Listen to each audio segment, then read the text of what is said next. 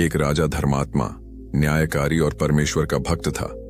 उसने ठाकुर जी का मंदिर बनवाया और एक ब्राह्मण को उसका पुजारी नियुक्त किया।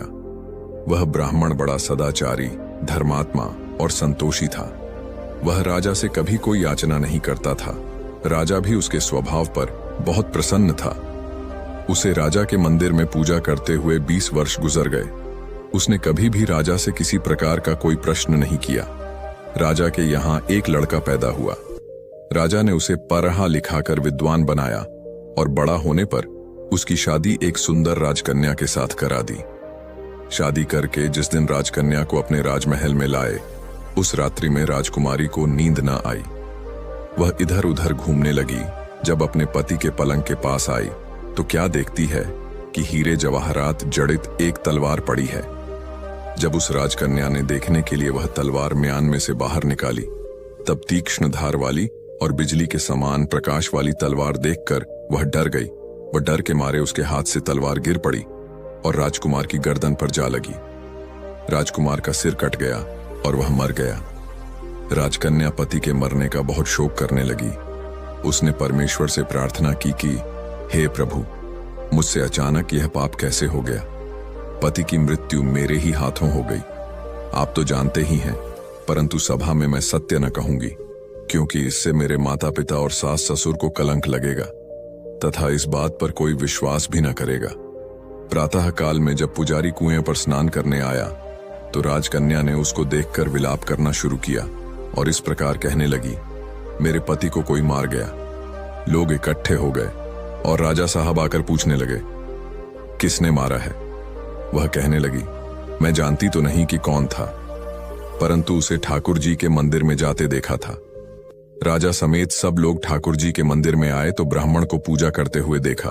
उन्होंने उसको पकड़ लिया और पूछा, तूने राजकुमार को क्यों मारा। ब्राह्मण ने कहा, मैंने राजकुमार को नहीं मारा, मैंने तो उनका राजमहल भी नहीं देखा है। इसमें ईश्वर साक्षी हैं। बिना देखे किसी पर अपराध का दोष लगाना ठीक नहीं। ब्राह्मण की तो कोई बात ही नहीं सुनता था। कोई कुछ कहता था तो कोई कुछ।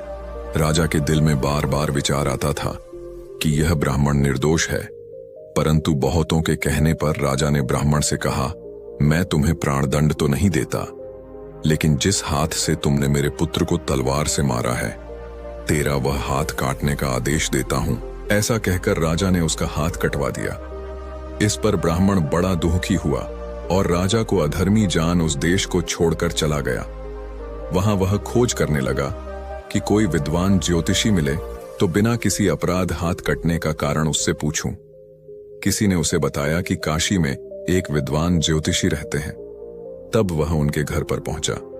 ज्योतिषी कहीं बाहर गए थे। उसने उनकी धर्मपत्नी से पूछा, माता जी, आपके पति ज्योतिषी जी महाराज कहाँ गए हैं। तब उस स्त्री ने अपने मुख से अयोग्य असह्य दुर्वचन कहे, जिनको सुनकर वह ब्राह्मण हैरान हुआ और मन ही मन कहने लगा कि मैं तो अपना हाथ कटने का कारण पूछने आया था, परंतु अब इनका ही हाल पहले पूछूंगा। इतने में ज्योतिषी आ गए। घर में प्रवेश करते ही ब्राह्मणी ने अनेक दुर्वचन कहकर उनका तिरस्कार किया, परंतु ज्योतिषी जी चुप रहे और अपनी स्त्री को कुछ भी नहीं कहा। तदनंतर वे अपनी गद्दी पर आ बैठे। ब्राह्मण को देखकर ज्योतिषी ने उनसे कहा, कहिए ब्राह्मण देवता, कैसे आना हुआ। आया तो था अपने बारे में पूछने के लिए, परंतु पहले आप अपना हाल बताइए कि आपकी पत्नी अपनी जुबान से आपका इतना तिरस्कार क्यों करती है, जो किसी से भी नहीं सहा जाता और आप सहन कर लेते हैं। इसका कारण है, यह मेरी स्त्री नहीं, मेरा कर्म है। दुनिया में जिसको भी देखते हो, अर्थात भाई, पुत्र, शिष्य, पिता, गुरु, संबंधी, जो कुछ भी है, सब अपना कर्म ही है। यह स्त्री नहीं, मेरा किया हुआ कर्म ही है और यह भोगे बिना कटेगा नहीं। अपना किया हुआ जो भी कुछ शुभ अशुभ कर्म है, वह अवश्य ही भोगना पड़ता है। बिना भोगे तो सैकड़ों करोड़ों कल्पों के गुजरने पर भी कर्म नहीं टल सकता। इसीलिए मैं अपने कर्म खुशी से भोग रहा हूं और अपनी स्त्री की ताड़ना भी नहीं करता, ताकि आगे इस कर्म का फल न भोगना पड़े। महाराज, आपने क्या कर्म किया था, सुनिए। पूर्व जन्म में मैं कौवा था और मेरी स्त्री गद्दी थी। इसकी पीठ पर फोड़ा था। फोड़ा की पीड़ा से यह बड़ी दुखी थी और कमजोर भी हो गई थी। मेरा स्वभाव बड़ा दुष्ट था, इसलिए मैं इसके फोड़े में चोंच मारकर इसे ज्यादा दुखी करता था। जब दर्द के कारण यह कूदती थी तो इसकी फजीहत देखकर मैं खुश होता था। मेरे डर के कारण यह सहसा बाहर नहीं निकलती थी, किंतु मैं इसको ढूंढता फिरता था। यह जहां मिले वहीं इसे दुखी करता था। आखिर मेरे द्वारा बहुत सताए जाने पर त्रस्त होकर यह गांव से 10-12 मील दूर जंगल में चली गई। वहां गंगा जी के किनारे सघन वन में हरा हरा घास खाकर और मेरी चोटों से बचकर सुखपूर्वक रहने लगी। लेकिन मैं इसके बिना नहीं रह सकता था। इसको ढूंढते ढूंढते मैं उसी वन में जा पहुंचा और वहां इसे देखते ही मैं इसकी पीठ पर जोर से चोंच मारी तो मेरी चोंच इसकी हड्डी में चुभ गई। इस पर इसने अनेक प्रयास किए, फिर भी चोंच न छूटी। मैंने भी चोंच निकालने का बड़ा प्रयत्न किया मगर न निकली। पानी के भय से ही यह दुष्ट मुझे छोड़ेगा ऐसा सोचकर यह गंगा जी में प्रवेश कर गई, परंतु वहां भी मैं अपनी चोंच निकाल न पाया। आखिर में यह बड़े प्रवाह में प्रवेश कर गई। गंगा का प्रवाह तेज होने के कारण हम दोनों बह गए और बीच में ही मर गए। तब गंगा जी के प्रभाव से यह तो ब्राह्मणी बनी और मैं बड़ा भारी ज्योतिषी बना। अब वही मेरी स्त्री हुई, जो मेरे मरण पर्यंत अपने मुख से गाली निकालकर मुझे दुख देगी और मैं भी अपने पूर्व कर्मों का फल समझकर सहन करता रहूंगा। इसका दोष नहीं मानूंगा, क्योंकि यह किए हुए कर्मों का ही फल है, इसलिए मैं शांत रहता हूं। अब अपना प्रश्न पूछो। ब्राह्मण ने अपना सब समाचार सुनाया और पूछा, अधर्मी पापी राजा ने मुझ निरपराध का हाथ क्यों कटवाया? ज्योतिषी, राजा ने आपका हाथ नहीं कटवाया, आपके कर्म ने ही आपका हाथ कटवाया है। किस प्रकार? पूर्व जन्म में आप एक तपस्वी थे और राजकन्या गौ थी तथा राजकुमार कसाई था। वह कसाई जब गौ को मारने लगा तब गौ बेचारी जान बचाकर आपके सामने से जंगल में भाग गई। पीछे से कसाई आया और आपसे पूछा कि इधर कोई गाय तो नहीं गया है।